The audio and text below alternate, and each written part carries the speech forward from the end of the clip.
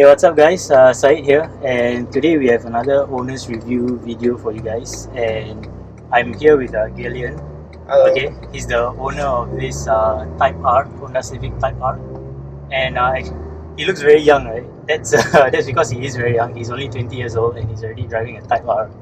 And Galleon, I understand that you've owned this car since you were 18. Yes. 18, yeah. So he's owned this car since he was 18.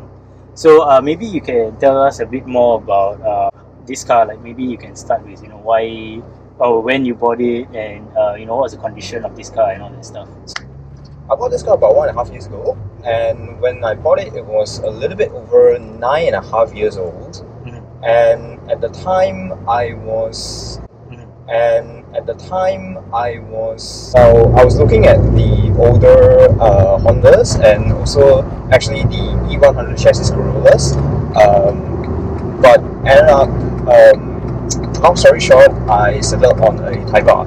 So was there a particular reason why you got this car, or why not an Evo 9 or the STI? Yeah. So when I was looking at this car, I was actually very young. At the time, I was only 18 years of age, and I figured that as much as I wanted to own an Evo, and as much as any 18-year-old today would still want to own an Evo, it just wasn't the right time for me to do so financially and of course skill-wise. Because I would think of myself as being young and just getting into the GTM scene. Okay. Not exactly the best kind of person to really be controlling a very capable car. My dad, who I consulted, he was like, "Son, why don't you look at a Civic Type R? Because those cars most of them are nearing the end of their COE life, and most of them are getting cheaper.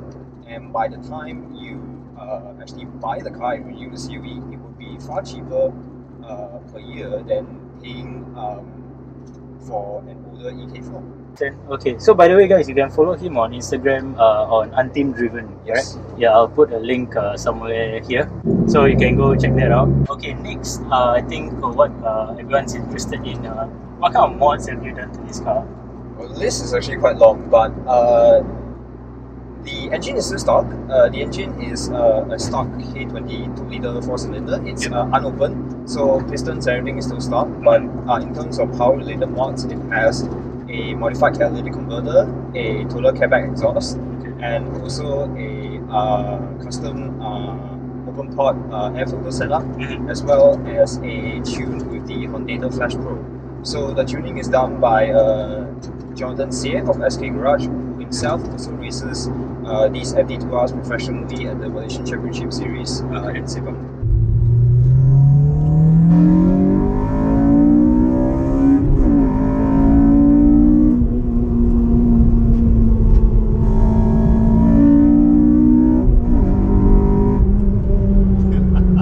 So the list of modifications, was that a complete list, or were there still modifications that... Most of the money is actually spent on the handling mods on this car. Handling, okay. So for example, it's got a Tein flexi coilovers. It's also got a ultra racing tower bar up in the front, and a ultra racing anti-roll bar front and rear underneath the vehicle. Okay. So I'm also using SPC Camber Bolt to get a negative 2.5 degree camber up in the front, as well as a custom camber kick in the rear to get a negative 2 degrees, so it keeps the car nice and stable under high speeds. And that explains the stance. Yes, I saw the stance of your car from the back looks quite it looks quite wide actually. Yeah, because if you were to just lower these cars with the original camber arms, you unfortunately will not be able to do any adjustments. So I decided to get aftermarket rear camber arms so that I could actually dial in the camber perfectly. Because if you were to just lower the ride height on these 8 gens, it will naturally open its own camber of, in my case, it was an unbalanced. One side was, I think, 2.3, another side was 2.7. And that was kind of dangerous at the high speed. So I decided to actually get a camber arm so that I can set equal 2 degree at the back. And reliability wise, how? So firstly, what's the maintenance like on this car? And second, reliability wise, how's the reliability? Has it given you any issues so far? Well, it's an NA, so being an NA, it's not going to be like a Subaru or an Evo in which maintenance Might be higher. obviously will be higher, and you need to have more responsibility in those cars. But with these cars, everything is a lot more straightforward. So by these cars, you do up the vent there, and if you were to not just not touch the engine and just leave it stop, it can keep on going for miles after miles, and it will barely lose power over the years. And maintenance wise, it's very simple. I mean, everything is basic. So oil change at standard every 8,000, gearbox oil maybe every 50,000-60,000. Basically, just like a normal. It's just maintenance like is like a normal. Okay. Yeah. Okay. So not too expensive. Reliability hasn't given me any problems. Okay. This was a car that I every single day of the week would almost every day would actually beat the crap out of, like red light, 8,000 RPM and all that. And this car will take it. It's not fragile. It's not like you never felt a worry that, oh my god, is it gonna take it or not? If I do this, is it gonna blow the engine and stuff like that? No, this car is made to do this kind of stuff. So everything is just very. It can hold its own very well. What's the fastest you've been in this car? The fastest in this car, stock with a tune, would be 257 kilometers per hour. Okay. That of course is not in here. Yeah. It's elsewhere. Yeah, of course. Okay. And do you know the 0 to 100 timing on this car? 0 to 100 timing, with the ZD that I have here, the fastest I achieved as displayed was 5.6 seconds. Oh, that's not bad. That's not too bad. Really not bad. Okay. So next, what do you like about this car? I like that this car is something I can really connect with, and you can say it's very patient with me. When the Civic Type R came along to my life, and I get to ride a lot in it with my dad driving. The feel of a naturally aspirated car is really different. Like, everything is incredibly direct. Yes. And it's just very easy to handle, which is. So you would say it's beginner friendly? I would say, yeah, it's beginner friendly. I mean, as compared to like an Evo 9 or STI, those are more like I would say, how do I put it, more like rough and more. Those cars they're fast in a way of its own. Yeah. And if you are experienced, you can most definitely get a lot out of it. Yeah. But I think this is fast in a different way. It's fast in a different way, and it also it challenges the driver, and it also trains the driver. Next, what do you dislike about this car? I would say one of the quirks that this car has, and I felt that it's kind of weird, would be it's rather difficult to downshift from third to second gear, and it's not something that I personally have a problem with it. I also know other FD2R owners that seemingly has the same issues. Like those who's very new to the FD2R, they would feel that somehow it's easy to downshift from any other gear to like maybe 5th, 4th, 3, but it's rather only from 3 to 2. 3 to 2 is a little bit awkward. Another thing I don't like about this car is, pardon me to say this, but I don't like some of the owners of these cars. It's not because they have energy problem or anything like this, but it's because a lot of these cars, they're not really well kept for like their previous owner. Okay. So a lot of people at one point in time, or at any point in time which they have the money, they'll just dump into this car, and with no vision whatsoever, whatever they can, like cams, do it, big exhaust, do it, K24, everything, just do it. Then it'll come to a point in which they figure, you know what, this is not really what I want. And some people will obviously start, detailing this car improperly, and some the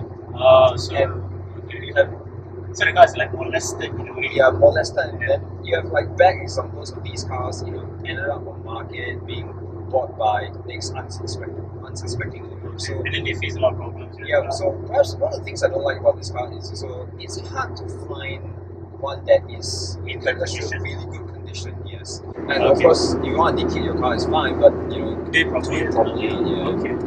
So basically, are there any other things you dislike on that? I also don't really like the wheelbase of this car because I think that for a sports sedan, it's kind of long. Because when I looked up the Wikipedia page on the wheelbase of these cars, I compare it to other cars like the Evo 10, the Evo 9s, and of course the GRF Subarus and the ones after. And I found that this car has by far the longest wheelbase, which under high speed is of course good, you know, keep the car stable and all, but it makes this car less agile, especially when you compare it to its old brothers like the EK and the EG.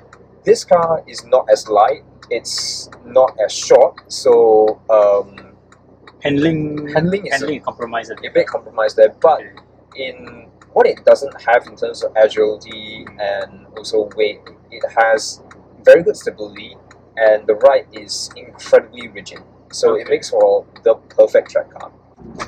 Okay, so lastly, you know, what are your plans? Do you plan to keep this car? Do you plan to get another car? What do you have in mind? Well, to be frankly honest, I want to keep this car for as long as I can. But someday, I mean, I understand that I have to part with this also, which is a bit sad, but I'll keep it for as long as I can. And at the moment, I've actually had like, you know, a few people asking me because these cars are in like, there's a demand in the market for these cars right now.